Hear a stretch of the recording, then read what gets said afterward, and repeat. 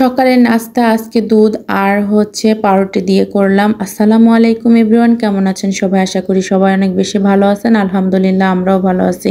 তো সকাল সকাল উঠেই এই তো দুধ গরম করে নিয়েছি আর এখন হচ্ছে পাউরুটি দিয়ে ভালোভাবে হচ্ছে মাখিয়ে খেয়ে নেব। আজকে সকালের নাস্তা এটাই।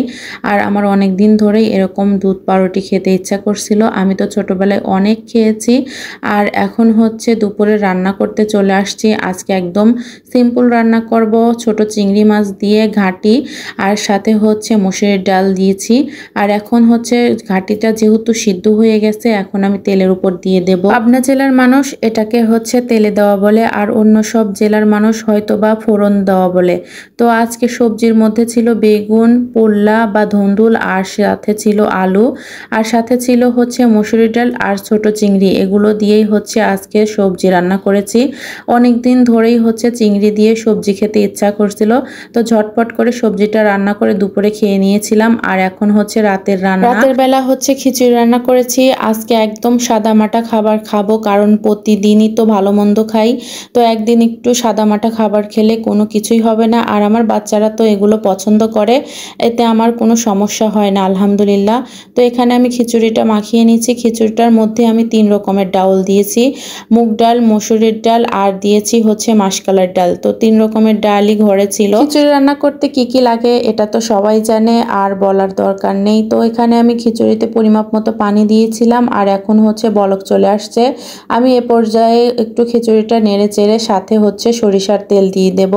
আর সরিষার তেল বলক আসার সময় দিয়ে দিলে অনেক মজা হয় আর সুন্দর একটা হচ্ছে ঘ্রাণও বের হয়। তো এখানে আমি সরিষার তেলটা দিয়ে ভালো করে হচ্ছে নেড়ে চেড়ে আবার হচ্ছে দমে বসিয়ে রাখবো। কিছু সময় ঢাকনা দিয়ে দমে বসিয়ে রাখলে হালকা যে পানিটা আছে সেটাও হচ্ছে চলে যাবে। তো আমি ভালোভাবে হচ্ছে নেড়ে চেড়ে এখন দমে বসিয়ে রাখবো। আর আমি হচ্ছে আজকে শুধু ডিম ভাজি করব। ওই যে বললাম না আজকে একদম সাদামাটা খাবার, তো খিচুড়ির সাথে ভর্তাও করি নাই। তো এখানে ডিম ভেজে নিয়েছি 2টা, আর এই ডিম ভাজা দিয়ে আজকে খিচুড়িটা খেয়ে নেব। তো আলহামদুলিল্লাহ আমার বাচ্চারা এগুলো পেলে অনেক খুশি হয়, আর খিচুড়ি পেলে বড় ছেলে তো ভালোভাবেই খেতে পারে। তো ডিমগুলো একটু 3টা ভাগ করে নিয়েছি, আর আমরা 3 জন হচ্ছে ডিম ভাজি খাবো, আর ছোট ছেলেকে দেব না, কারণ ও ডিম ভাজি না দিলেও হচ্ছে কোনো সমস্যা নাই, ও খিচুড়ি এমনিতেই পছন্দ করে, খেয়ে নেবে। তো এখানে হচ্ছে আমার হাজবেন্ডের জন্য খিচুড়ি বেড়ে দিয়ে আমি একটু খেয়ে নিচ্ছি, তারপরে হচ্ছে ছোট ছেলেকে খাওয়াবো, কারণ ওর খাওয়াতে অনেক টাইম লেগে যায় আমার। তো আজকে এ পর্যন্তই। সবাই যদি আমার ভিডিওগুলো দেখে থাকেন অবশ্যই লাইক, কমেন্ট এবং শেয়ার করবেন, আর আমাদের সবার জন্য দোয়া করবেন। আল্লাহ হাফেজ।